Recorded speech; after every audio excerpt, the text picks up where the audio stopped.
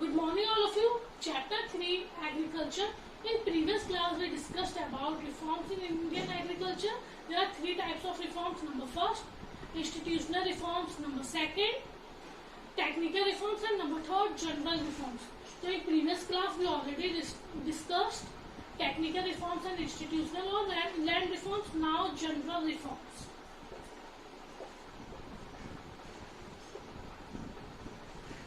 General reforms. So general reform includes the following steps. Number one, expansion of irrigation facility. Expansion of irrigational facility. Reforms में improvement. तो general reforms क्या हुए? सबसे पहला क्या हुआ? Irrigation facilities. मैंने आपको बताया था कोई भी परमानेंट मीन्स ऑफ इरिगेशन नहीं था इंडिपेंडेंस के बाद, या आप बोल सकते हैं इंडिपेंडेंस तक कोई भी permanent means of irrigational facilities नहीं थी. और ज्यादातर हमारा एग्रीकल्चर किस पे डिपेंड रहता था? रेनफॉल पे. Good rainfall means good crops and poor rainfall means poor output. तो हमने क्या किया? Expansion of irrigation facility. और इरिगेशनल फैसिलिटीज जो गवर्नमेंट उसमें इरिगेशनल फैसिलिटीज थी उसे एक्सपेंड किया. तो जो इरिगेशन फैसिलिटी आप बोल सकते हैं 1947 या आफ्टर इंडिपेंडेंस 17% थी, वो बढ़ के 2016 और 17 12 प्लान तक कितनी हो गई थी? 43%. मतलब हम इतने लैंड पे पहले हम 17% लैंड पे ही सिर्फ इरिगेशनल फैसिलिटी अवेलेबल थी, जो 12 प्लान में कितनी हो गई? 43% हो गई थी. क्लियर? 43 to 45% हो गई थी. With a view to increasing productivity in agriculture, irrigation facilities have been expanded. Several major and minor irrigation projects have been launched across different parts of the country. In 1951, means first plan, barely मतलब मुश्किल से 17% of land was under permanent means of irrigation. Now irrigation is covering about 45% of land under cultivation.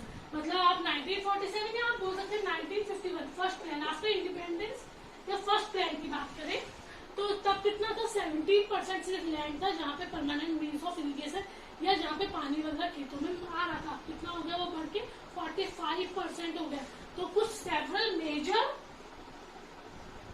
Several projects बने, कुछ major थे जिनमें और कुछ miners थे इरिगेशन से related. But now irrigation is covering about 45% of area under cultivation, और आप कह सकते हैं लैंड अंडर कल्टीवेशन. क्लियर? तो इरिगेशन फैसिलिटीज को बढ़ाया गया ताकि क्या हो? अच्छी प्रोडक्टिविटी हो, अच्छी खेती हो, अच्छी फार्मिंग हो. इसके लिए सबसे पहला जनरल रिफॉर्म क्या किया गया? एक्सपेंशन ऑफ इरिगेशनल फैसिलिटीज और इरिगेशन फैसिलिटी. नंबर सेकेंड,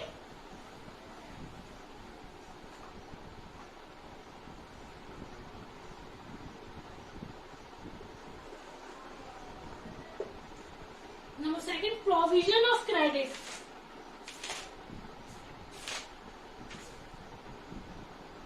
हमने problems of Indian provision of credit हमने प्रॉब्लम्स ऑफ इंडियन एग्रीकल्चर में पढ़ा था कि एक फाइनेंस की बहुत ज्यादा कमी रहती थी फार्मर्स के पास. और हमारे पास इंस्टीट्यूशनल सोर्सेज बहुत कम थे, लाइक बैंक्स वगैरह, कोऑपरेटिव सोसाइटी या जो भी एजेंसी वगैरह, वो सारी चीजें बहुत कम थी. तो नॉर्मली जो फार्मर था वो किससे लोन लेता था? महाजन, जमींदार या लैंडलॉर्ड्स, जो बहुत ज्यादा इंटरेस्ट चार्ज करते थे या they charge high rate of interest. तो क्या होता था? फार्मर बेचारा उसके लोन के उसमें ही दब जाता था, उसे चुकाते ही वो क्या हो जाता था? मर जाता था. तो provision of credit, loan facilities या आप बोल सकते हैं इंस्टीट्यूशनल सोर्सेज को बढ़ाया गया ताकि फार्मर्स को चीप रेट्स पे क्या प्रोवाइड हो सके? लोन्स प्रोवाइड हो सके. Cooperative credit society has been set up to provide credit to the farmer at low rate of interest. Cooperative credit society. Cooperative credit societies बनाई गई एक तरह से छोटी छोटी जो ग्रामीण बैंकें वगैरह होती है या गाँव की बैंकें वगैरह या सोसाइटीज वगैरह होती है वो. और ये क्या करते थे? चीप रेट्स पे या लो रेट पे क्या देते थे? फार्मर को लोन्स देती थी. चीप रेट्स या लो रेट ऑफ इंटरेस्ट पे फार्मर्स को क्या देती थी? लोन्स प्रोवाइड करती थी. At present there are 94,647 credit society and 768 primary cooperative agriculture and rural development banks. अभी अगर हम बात करें कितनी कोऑपरेटिव सोसाइटीज हैं, तो कितनी कोऑपरेटिव क्रेडिट सोसाइटी 94,647 इतनी आपकी क्या है कोऑपरेटिव क्रेडिट सोसाइटी है जो चीप रेट्स पे फार्मर्स को लोन्स देती है। तो अगर हम रूरल बैंक्स की बात करें कि प्रोजेक्ट में रूरल बैंक्स कितने जो एग्रीकल्चर या रूरल डेवलपमेंट के लिए लोन्स प्रोवाइड कर रही है, तो ये टोटल आपकी कंट्री में कितने 768 रूरल बैंक्स हैं और जो क्या कर रही है रूरल डेवलपमेंट और एग्रीकल्चर के लिए लोन्स प्रोवाइड कर रही है तो प्रोविजन ऑफ क्रेडिट में कोऑपरेटिव क्रेडिट सोसाइटी उनका सेटअप हुआ और जो क्या करती थी चीप रेट्स पे फार्मर्स को लोन्स प्रोवाइड करती थी, बहुत इंटरेस्ट चीप रेट पे दिया जाता था। और टोटल हमारे एट प्रेजेंट की बात करें हमारी कंट्री में कितनी क्रेडिट सोसाइटी है 94,647। वही रूरल बैंक्स गांव में जो बैंक्स वगैरह वो टोटल कितने 768 रूरल बैंक्स है जिनका मेन पर्पस क्या है rural development and provide credit for agriculture और agricultural development. Clear? Commercial banks have also been catering to credit needs of the farmer. These banks provide about 72% of total institutional credit. और commercial banks थे उन्होंने भी loans देना शुरू किया farmers को और हम अब ये कह सकते हैं कि 72% लोन्स जो फार्मर्स को दिया जाता है वो किसके थ्रू दिया जाता है कमर्शियल बैंक्स के थ्रू। मतलब इतना लोन्स कमर्शियल बैंक्स प्रोवाइड करती है फार्मर्स को। Regional rural banks have been emerged to further enhance credit facilities of the farmers. In 1982 में क्या है नबार्ड क्या था national agricultural bank for rural development. एक बैंक बना इसके बारे में शॉर्ट क्वेश्चंस भी आ जाते हैं। नबार्ड क्या है कब आया था तो 1982 में नबार्ड आया था। फुल फॉर्म ऑफ नबार्ड एक नंबर में आ जाता है national agricultural bank for rural development. तो ये 1982 में बना था। इसका मेन पर्पस था किसी भी तरह से रूरल डेवलपमेंट करना या फिर आप बोल सकते हैं कि ये जो बैंक था ये और किसी चीज के लिए लोन नहीं देता था, सिर्फ एग्रीकल्चर या गांव की डेवलपमेंट के लिए ही लोन्स प्रोवाइड करता था। इन 1982 NABARD was emerged to provide credit facilities to the farmer at national level. In 2016-17 flow of institutional credit to the farmers was estimated to be 9,59,826 crore. अगर हम 2016-17 की बात करें तो अभी तक ये जो क्रेडिट सोसाइटीज या बैंक या नबार्ड ये कितना लोन दे चुकी है फार्मर्स को तो कितना 9,56,826 करोड़ इतना लोन अभी तक फार्मर्स को दिया जा चुका है।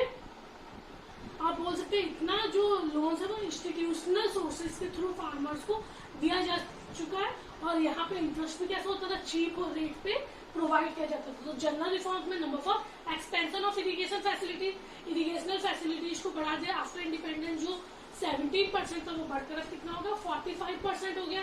क्रेडिट प्रोवाइड किया गया फार्मर्स को at cheap rate of interest. Cooperative credit societies थी सबसे ज्यादा लोन प्रोवाइड करती थी। और अभी हमारे कंट्री में टोटल कितनी कोऑपरेटिव सोसाइटी है 94,647 768 रूरल बैंक है जो क्या करती है rural development and agricultural development. हम बोल सकते हैं कि कमर्शियल बैंक हमारी कंट्री में 72% लोन्स देती है फार्मर्स को। 1982 में नबार्ड एमर्ज हुआ या नबार्ड स्टेब्लिश हुआ और उसका मेन पर्पस क्या था रूरल डेवलपमेंट करना या आप बोल सकते हैं नेशनल लेवल पे फार्मर्स को क्रेडिट प्रोवाइड करना।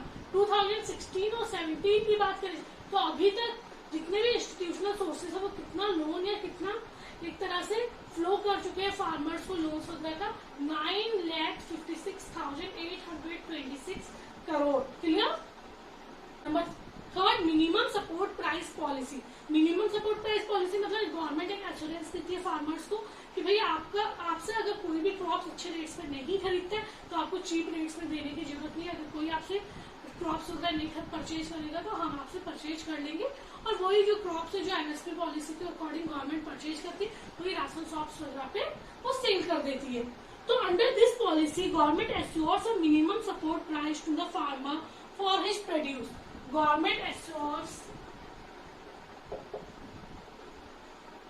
मिनिमम सपोर्ट मतलब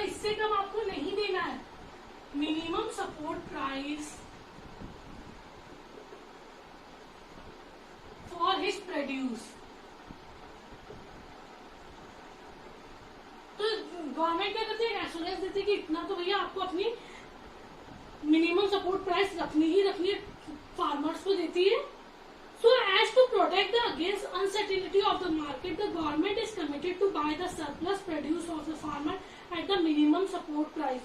और अगर कोई आपसे नहीं खरीदेगा तो कौन खरीदेगा, गवर्नमेंट एश्योरेंस देती है कि गवर्नमेंट क्या करेगी, वो सारी की सारी चीजें परचेज कर लेगी एक मिनिमम प्राइस है कम से कम इस रेट पे.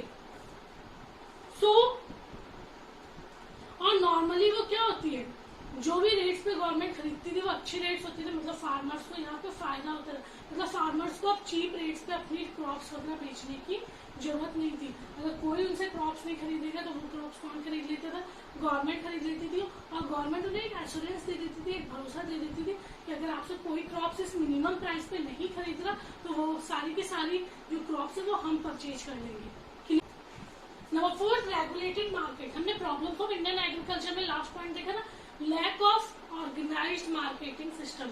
मार्केटिंग सिस्टम था वो ऑर्गेनाइज नहीं था, रेगुलर नहीं था, रेगुलेट नहीं था, तो इससे बहुत ज्यादा प्रॉब्लम्स आती थी. और जो फार्मर्स थे उन्हें मजबूरी में अपनी फसल या तो लोकल मार्केट्स में बेचनी पड़ती थी या फिर जमींदार लैंडलॉर्ड्स वगैरह को सेल करनी पड़ती थी. तो रेगुलेटेड मार्केट मतलब मार्केट्स को रेगुलर किया गया. Regulated market have been emerged across all parts of the country. This is with a view to offering minimum price of the farmers and protect them against exploitation by the middleman. तो इससे main motive क्या था, regulated markets का main motive क्या था कि उन्हें कम से कम मिनिमम प्राइस तो प्रोवाइड हो, ऑफर्स मिनिमम प्राइस, एंड साथ ही साथ जो मिडिलमैन मीन्स जमींदार, जो जमींदार का एक्सप्लॉयटेशन है उससे क्या हो सके, फार्मर्स बच सके.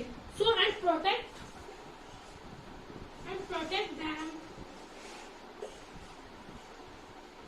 Against exploitation of middleman. और जमींदार एक ही बात है. सो क्या हुआ, रेगुलेटेड मार्केट स्टेब्लिश हुआ. और इसका मेन रीजन क्या था, एक तो मिनिमम प्राइस ऑफर हो, एक अच्छी प्राइस मिले, रीजनेबल प्राइस मिले फार्मर्स को, और साथ ही साथ जो मिडिलमैन के थ्रू या जमींदार या लैंडलॉर्ड्स या मनी लैंडर्स के थ्रू फार्मर्स का एक्सप्लॉयटेशन होता है वो क्या हो जाए, बंद हो जाए, खत्म हो जाए. तो उससे प्रोटेक्ट करने के लिए मार्केट्स को रेगुलर किया गया. क्लियर. और नॉर्मली जो रेगुलेटरी मार्केट्स थे वो कौन चला रहे थे, market committee. Market committee, government ने एक कमेटी बनाई हुई थी जिसे कहा था मार्केट कमेटी. तो जो ये मार्केट कमेटी थी वो सारे के सारे मार्केट्स को क्या कर रही थी, देख रही थी, गवर्न कर रही थी या सुपरवाइज कर रही थी. और नॉर्मली ये मार्केट कमेटी किसके थ्रू अपॉइंट की जाती थी, appointed by the government. Clear. तो रेगुलर मार्केट्स बनाए गए और रेगुलर मार्केट्स का मेन मोटिव था रीजनेबल प्राइस मिले फार्मर्स को उनकी क्रॉप्स की, और साथ ही साथ जो मिडिलमैन या जमींदार उनके एक्सप्लॉयटेशन से फार्मर क्या हो सके, प्रोटेक्ट कर सके. इसके लिए मार्केट्स की सुपरवाइज करने के लिए कमेटी बनाई गई जिसे मार्केट कमेटी कहा गया. और जो कौन अपॉइंट कर, जिसमें